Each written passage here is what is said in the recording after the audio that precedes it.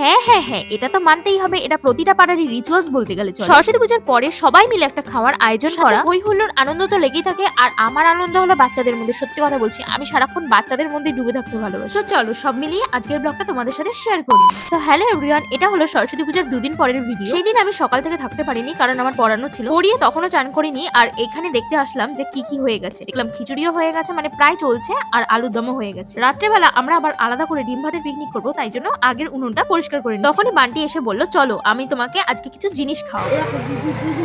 ও ভাই, দিল তো মেরা গার্ডেন গার্ডেন হো গই থি উস টাইম মে। সকালে খেয়ে বেরিয়েছিলাম, আর তো খাওয়া হয়নি। সেই টাইমে একটু খিদে খিদেই পাচ্ছিল, আর সে আমাকে সত্যি বলছি মন থেকে খাইয়েছিল জিনিস। আর তোমরা আমাকে গাল দিও না যে বাচ্চাদের জিনিসপত্র খাই, কারণ এদের সাথেই আমি সারাদিন থাকি, কারণ এরা আমার ফ্রেন্ড। আর ফ্রেন্ডের থেকে তো ফ্রেন্ড খেতেই পারে, তাই না? আর আমি কতটা বলদাবাটা দেখো, মানুষ বড় মানে আমার থেকে বড় কারোর কাছে বা আমার সমবয়সী কারোর কাছে দুঃখের কথা শেয়ার করে, আর আমি ওদের সাথে দুঃখ কষ্ট বেদনা সব কথা শেয়ার করি। আর সত্যি কথা বলছি, বাচ্চাদের সাথে মিশতে আলাদা একটা অনুভূতি আছে। তারা কিন্তু আমাদের দুঃখ কষ্টগুলো বোঝেও। বড়রা কি বলতো, পিছন পিছন ওই বাস মারবে, এর থেকে ছোটদের সাথে মিশে। যাই হোক, সেদিন দুপুরে হয়েছিল খিচুড়ি আর আলুর দম। বান্টি বেচারা খিচুড়ি ভালো খায় না বলে একটুও ঠিক মতন খেতে পারিনি, আর রাস্তায় প্রসাদ বিতরণ হচ্ছিল। তখনই দেখলাম আমার স্টুডেন্টও চলে এসেছে, মানে ওরও নিমন্ত্রণ ছিল। আমি ওকে দিয়ে একটু এই ফাঁকে মাথা টিপিয়ে নিচ্ছিলাম। তারপরে আমাকে বলছিল ও দিদি তোমার বাড়ি কোথায়, একটু নিয়ে চলো।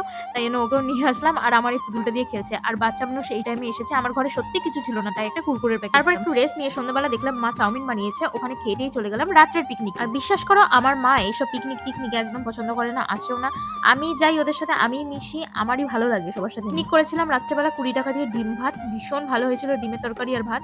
আর দুপুরে একটু আলুর দম ছিল, ওটা। এখানেই আমার ব্লগটা এন্ড করলাম। ছোট চ্যানেল দেখে এড়িয়ে যেও না, অবশ্যই পাশে থেকে একটু সাপোর্ট করে দিও। চলো টাটা।